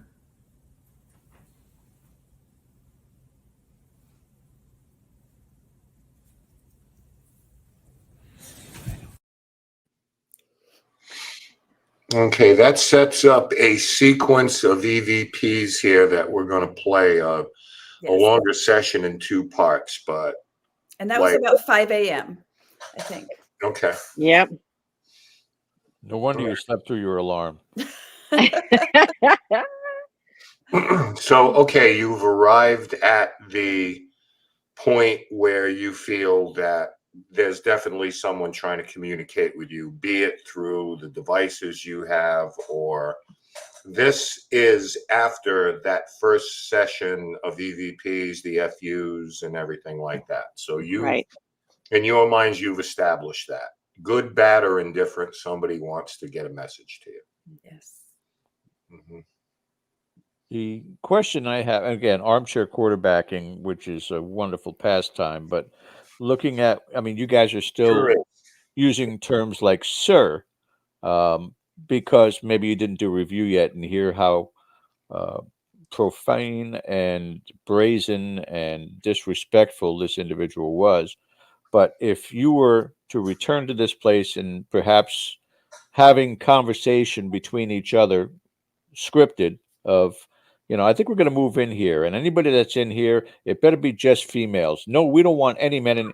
And I know it's provocation to a degree, but at the same time, you're looking for that response back and letting him understand that he can't do that because you're investigators. What happens to a couple of girls that are on vacation? They decide they're going to stay there and have to deal with this guy. That's right. We're not. Yeah, FU we're not wasn't good enough for George. We're not the type that's going to come in whether we know if it's a nasty man or not and start disrespecting the dead. I'm going to continue to come in, sir, ma'am, do you mind, please? I'm going to be respectful whether or not you're telling me to go, F off, or, if you're giving me the details of hidden treasure. I'm going to be respectful either way, and then hopefully the next person that comes in won't have to deal with my shenanigans. You know what I mean? Yeah. Because we're going back. I mean, there's no question. This is going to be an ongoing effort because I really feel like there's more people that need help. We've had to do a spirit rescue already. Yes. And I just feel like there's more help that can be done. And also, talk about portals. This whole place feels like a portal. The entire inn, all of the grounds. And we've been told, because it's not just that main building. There's 2 other buildings. There's, I think, a carriage house and the casita. A casita. And we've been told that there's activity in those as well. So we still have to investigate the carriage house. We still have to investigate the casita. And, I just feel like there's something going on there. I want to get to the bottom of it. You know what I mean? I want to understand, what is it about this spot? Why this hotel? Why is it Santa Paula? Is it the hotel? What is it that attracts all of these entities here and almost makes them feel trapped? You may have to step out of investigation for a second and look at the geology of the place. Grab a topographical map. All that information is available. Look for things like the usual underground water, quartz, granite, all the rest of that, to see if the place, is somehow a conductor, not necessarily of paranormal activity. That's the theory, right? Yeah. I don't know, but it can also mess with people's heads too. So it might be a good thing to just, in your spare time while you wait for the next visit, just, take a shot. Okay. Sounds That's a good. good idea. If anything, boom, like, wow, this place is, We're definitely going to do the casita next time. So we'll be renting out a building, the building that's outside by the parking lot. Yeah, So the we'll be doing old. that next. It used to be an old pool house. So there's I think it's a paved over pool that is next to it. And, of course, water is always super active. So I'm kind of excited to check out the casita next time and see what's going on there. Right. Yeah. Possibly ley lines also. I was thinking ley lines, and I don't know enough about ley lines. That might have to be my next hyper focus deep dive, because, I was thinking that, and I was like, I wonder if there was one like going through that area, Princeton, and you know what? Princeton University has done a study on that, and I think they have graphs Oh, of okay. areas from they started this in Seattle because there was a movement to feng shui everything in Seattle. Wow. And that's how they figured out that some of these temples and obelisks and churches that were built hundreds of years ago were built on these ley lines. So they did a study on that. Princeton did. I don't know. Google it up and see if Yeah. they have anything there for you too. You might have one just zip tying through that whole thing. Okay. I wouldn't be surprised.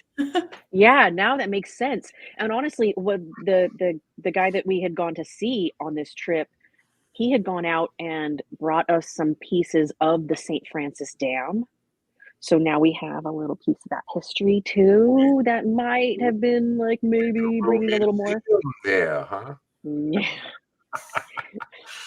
Careful. My place is too small to be a museum, just saying. Well, we want to talk about a couple of other things, but I'm anxious to get to these last couple of clips with your EVP session here, because this was kind of intriguing for me, listening to it with my eyes closed, not looking at your graphics. That's typically how I do it. But let's let everybody in on this. And George hasn't heard these either, I don't think. So let's give it a go. Okay, Spirit, can you talk to us? Tell us your name or anything at all that you want to say. Okay,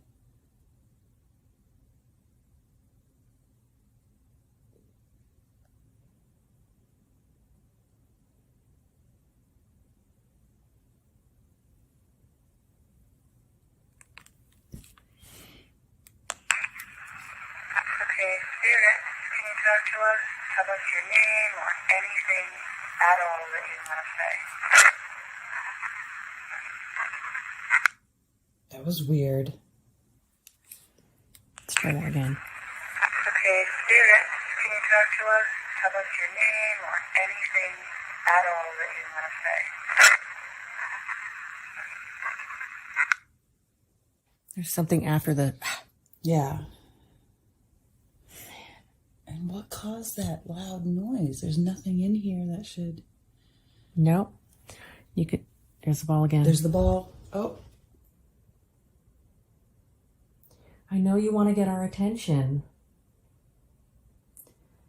We just need you to speak as clear as possible. Let's see.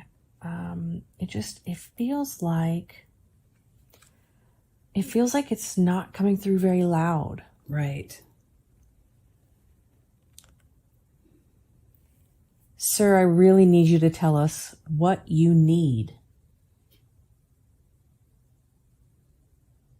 Why are you trying to get our attention?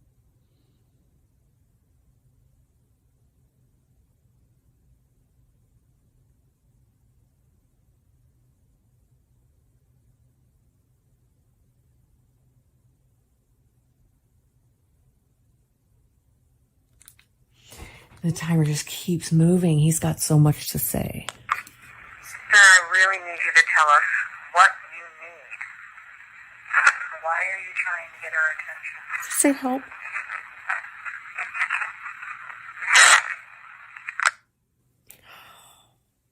That's crazy. Wait, listen to that. I definitely hear a help, and I heard a help. There's pain in those responses. Yeah. Yes. Yeah. Yeah. A lot. More than anger. More than anger, I think. Pain.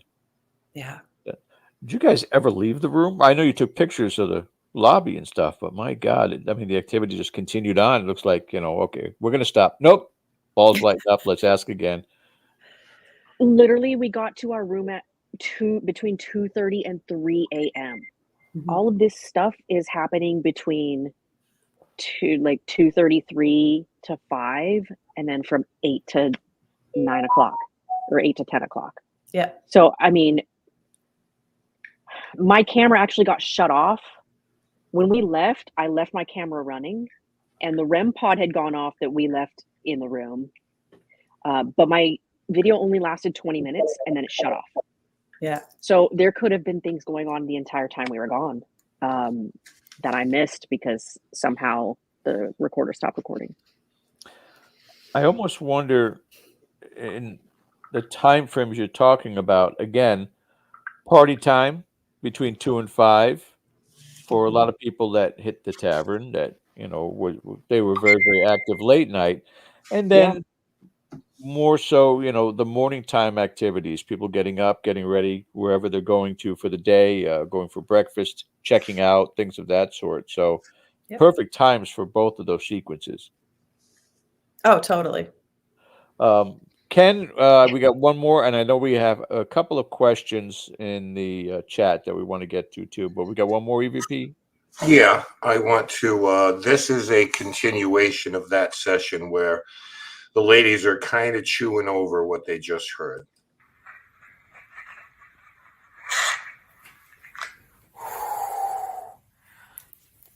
Okay.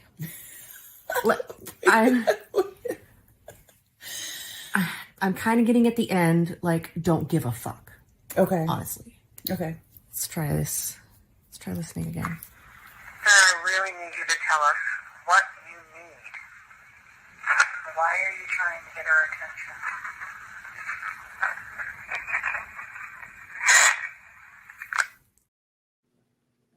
Yeah, I could pick that up. Absolutely. Okay, what does everybody think that says? Let's hear it. Frankly, darling, I don't give a damn. Sorry, I didn't bleep that one because I didn't realize that she was sending it in. Oh my gosh.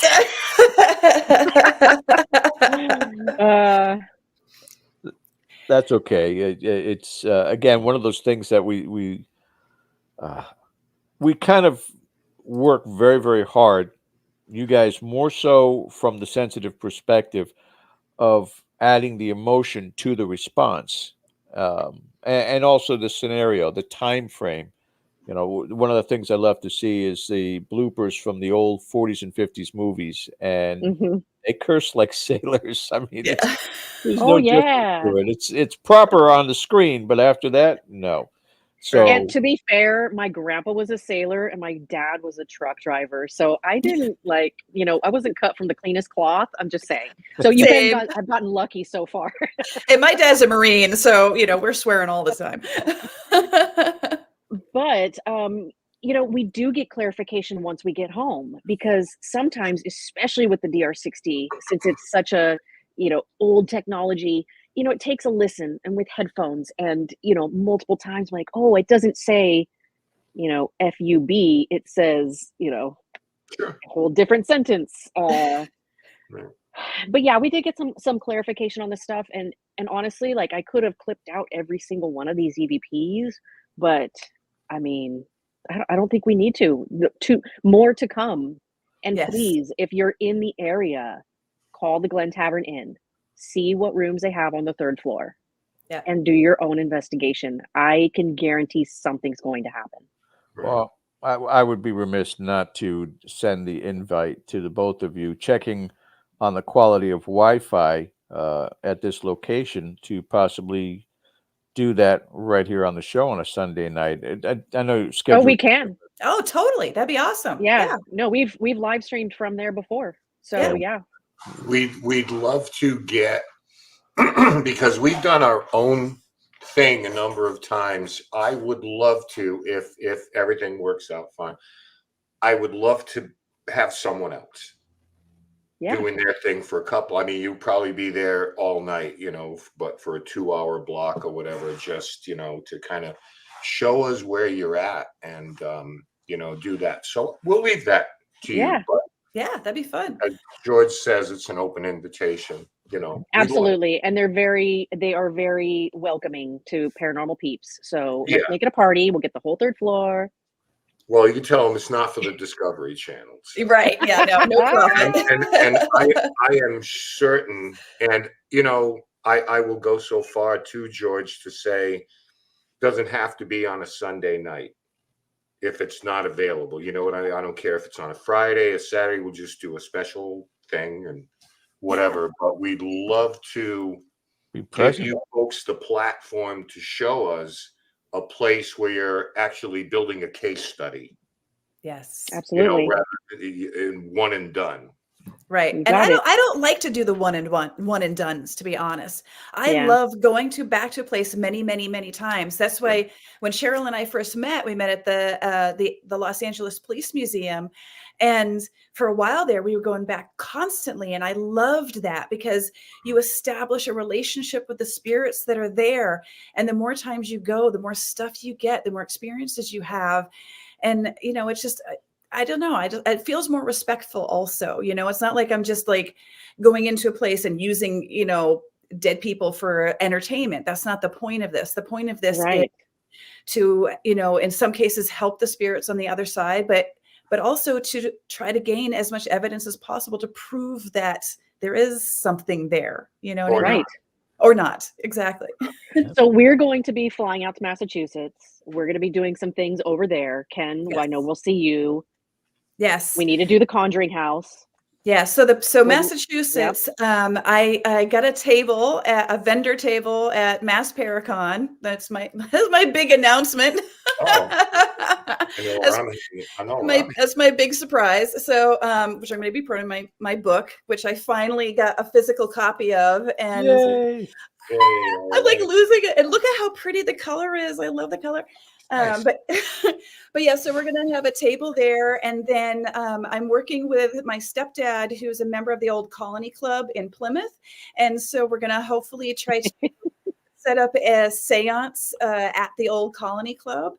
And yeah, and just, and the other thing I want to try to do is a ghost walk. There's in Plymouth, not too far from the old Colony Club, is Burial Hill, which is a cemetery. So we want to do a little walk through there. Yeah, you do. I'll show you the weird tree that's in there. Perfect. Yeah, and you are going to be setting up a seance and book signing. Yes. Right? So we'll be able to invite the masses to that. Yeah, well, the seance I can't invite the masses to. The seance is going to be invite only. It's just a small, small group of people because it's a special location. But anybody who wants to get us, you can either buy a signed copy for me, or you can bring your copy to me to sign at Mass Paracon. And yes, I want to meet people. And looks like Joseph's coming. Joseph's going to see us at the Mass Paracon. So we have already got a list. Right, let's write down who we're going to see. So you're saying you wrote a book and you're going to the Conjuring House? Yeah. Oh, that's the other thing. So I was on Andrea's show, and I have to tell you, that was my first time meeting her. I adore this woman. Yeah. I had no idea. She's just one of the most amazing people I've ever met. I mean, I only met her, through the interview, and I have to meet her in person. But it's a totally different situation, girlfriend. She extended the invitation, and she said she wants to bring me to the Conjuring's house. So we're going to try to figure that out, make that happen. And I'm just like, I can't even begin to tell you how excited I am about that. What is the date of Mass Paracon? The day that I'm going to be there is October 5th. Perfect. That's the day of the Mass Paracon. So yeah, I think we can film our time. We can do our timeline here after this. And, we'll figure it out. when we can do that. When we can do the Lizzie Borden house. We got some things to do. Yeah, because that's right. The Lizzie Borden house is near the Mass Paracon, so we're going to go there as well and check that out. You're getting closer and closer to my house all the time. Yes, and we are going to bring you with us. Yes, and I'd like to meet some of your friends too. Sure, we got a spare room. We have a spare room here for you guys. So. Yay, the hotel. All right, we got a couple of questions to get to, Ken. Yeah. We're closing in on that time right now, so let's get to these puppies. American World War. Eric says, regarding energy, do they sometimes feel very low energy the next day? Just generally investigations and, what it is that you deal with. Yeah, I would say, especially, I mean, I don't know about you, Cheryl, but from a medium perspective, whenever I do a seance or a ritual or an investigation or anything like that, the next day is definitely like, you know what I mean? I feel very, very low energy the next day. Actually, I kind of get high off of it. Can I say that? 'Cause it's like, so Melissa being the medium type, she gets like people drain her, but I get energy from people. So when I'm in a situation, I'm doing these crazy things, like it pumps me up to where I can't sleep. And then the next day I'm talking like, you got to get rid of me, basically, because I won't shut up. And this is no alcohol. I can vouch for that, but I don't mind it. I hear you. It's time for you to join Paranormal Anonymous, you know. Hi, I'm Cheryl. I used Hi, to say I'll Cheryl. sleep when I'm dead, but I mean, you know, no. You're not gonna, you're just gonna haunt everybody. That's what you'll do. Okay, Jessica's been more of, just speculation. Just curious, did the guy spend time in his last days sitting against the wall in the bathroom, like contemplating death and loneliness? I think Jeff's perspective here is less of a serial killer than just someone who's. Yeah, I think the serial killer's separate. I think the serial killer's From separate. this I don't think it's gentleman. the same person. Definitely the person who's in that room. I definitely had that, like, part of the reason why I put the REM pods where we did is because he felt like he was there in that area. And I kept getting a vision in my head of someone on the bed and then like trying to like get to the bathroom and then stumbling and falling in between that area. So, and I also did get a feeling of like wanting to die, of, Absolutely. Everybody was gone. Everyone has lost everybody that was his important mom, to his him. wife, and so he just, he wanted to be on the other side. He didn't want to be living anymore. Because he was there, because he was able to connect with people from the other, like on the other Exactly. side. He was there to connect with his mom and his wife. He didn't want to leave them. He wanted to join them. I mean, it's almost like The Shining in a weird way. Yeah, I think it's good to keep an open mind on that because you don't know for Right. sure. No. Not That's the always, fear, assume the worst. This Right. could have been someone who was, despondent and, with no way out. He just didn't want to be here anymore. Yeah. Jessica asks, is there a reason why they use that recorder rather than a clearer one? We use all of them. Yeah, okay. I do have an Olympus that's kind of mid-range that I use on all of them. I have a Zoom that's, HD and all that good stuff. But I like the Panasonic DR60 because it's 1997 technology, and they actually took them off the market because people were complaining about hearing like ghostly voices. So that's why they stopped making them. And it's just, I like that instant gratification. Yeah. Instead of having my recorder playing all night and then going home and then listening to everything. It's kind of good for short bursts, and you get a lot more, even if it's not as clear. So it gives us something to go on. It's not going to be like, this is what happened. This is exactly what it said most of the time, but it gives us a place to go. It leads us in a direction. Those recorders have a very low sampling rate, which is bad for clarity. Yes. But the people who are advocates for them, Jessica, will say it's the low sampling rate that creates more white noise. Yeah. So, I mean, I don't know where I am. It's not a very, it's Again, not I use Zoom H4 or something. Yes, and I use all of them, but I get the best and the longest sentences on my DR60. So where I do get other EVPs, this is just my most consistent, and it's the most fun way. Okay. And finally, last question from Ron. Do you ever get confirmation after you get home? 100%. Yes. Because I'll go back and I'll watch videos where I'm paying attention to one thing over here and there's something else going on on the other side of the room. Okay. Or I'll listen to my Zoom recorder, which is very high def, and I'll hear something in the distance that might have been in the room, not an EVP, but a sound that was in the area that I did not hear with my own ears. So there's a ton of stuff that we find out after the fact, and it's hours of evidence review. It's hours. And then you got to pick and choose the things that you want to really delve into. So, Yeah. it's a lot of work. Oh, absolutely.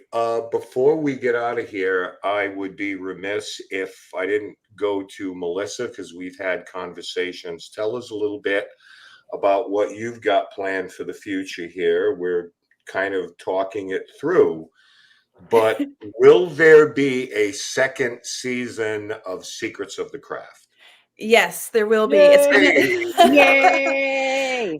take me a little while to do it though, sadly, just Sure. because I'm stuck in book promotion right now for a while, and so I'd want to do a season 2 of Secrets of the Craft. I have a couple of different ideas for that one. I have people that I want to interview that are local to Los Angeles, but there's 3 different witches who live in the Portland area that I really want to interview. So I'm hoping that I can get up there with my equipment and, schedule all of them. So yeah, there will definitely be more Secrets of the Craft. It just might be a minute before I get to even film it because there's a lot going on right now. Sure. But also I'm sort of workshopping another idea of, instead of a pre-recorded show, some sort of recurring live show. I just haven't quite figured out the timing. Maybe it might have to be only once a month at first, until my schedule gets clearer, and then I can do more frequent. Understood. But my idea is I want to have sort of like a panel show. I have a couple of different friends who are into all of this stuff, not just paranormal investigations, but I have a handful of friends that are very into the UFO stuff. So Nice. I kind of want to I see Cheryl's hand going up. Yeah. I did not know that, Cheryl. Yeah. And my good friend Brandon, who's been on the show, he's really into alien stuff. So I want to, maybe bring him in, and, it's just, I haven't come up with a name yet. I'm still trying to figure that out. So if you have any ideas for a TV show for me for that, let me know. Come And on. you know what? I love the idea of Secrets of the Craft, which everybody absolutely loved. I love the idea of a periodic sort of, live thing where, you bring people in and you guys just get away from us asking questions and you just go in the direction, whatever you feel. We're down with that, but we can't be held responsible for our facial expressions. That's the only thing that I have to say. Like when you're doing live stuff with us, I make the goofiest of faces. Oh my gosh. Whenever I'm looking through the material, I'm going through all my footage. I'm like, oh my goodness, what am I doing? Like, I'll have one eyebrow up here. I'm always making crazy. I don't know why I do that, but anyway. and we are running out of time. I don't have anything to promote myself. Doing a lot of caretaking, a lot of baseball games. So paranormal is kind of backseat currently. You know what that's like. But I did get to have an early copy of Melissa's book, and I'm seriously, I might be a little bit biased, but it's well written. I didn't find one mistake, and I'm sitting back with a highlighter. I didn't find any mistakes, and it's so helpful the way she lays out how to, understand communications that are coming through by your loved ones. It's really, really, really incredible. It's really incredible and super helpful, whether you're a medium or a non-medium or have never read a book like this. Like, you could follow the steps and understand what's happening around you. Where can they get it right now? Well, it doesn't come out till May 7th, but they can pre-order it right now on Amazon.com, Target, Barnes & Noble. I mean, it's being distributed by Simon & Schuster, so it's going everywhere. Right. And it's not the kind of book that you read once and you put away. This is kind of a how-to. So you read through it, you get ideas, and then you can go back and look back at the signs and look back at, other things that you can do. It's almost like a self-help communication with spirit book. And I'm super thankful that I was able to get an advanced copy because I'm going to sell the what out of it. Yes. And if you look at the acknowledgments, there might be a couple gentlemen listed in it. I'll leave those out. I know. Yeah, it really is a must read. Yeah. Ladies and gentlemen, we are completely out of time. We're over time, and I'm sure Bill's going to be sending me a nasty message here in a second. But we want to thank you for joining us this evening, and I want to thank our guests tonight, Melissa and Cheryl, and wish you guys the best of success. we'll talk soon enough, I'm sure. But on behalf of Ken DaCosta, my name is George Lopez. Thanks, you guys, for watching. We'll see those of you with Patreon in the town hall tomorrow night. Until then, have a great rest of your week. Kling Brothers next week. Kling Brothers next week. We'll talk to you guys soon. Take care.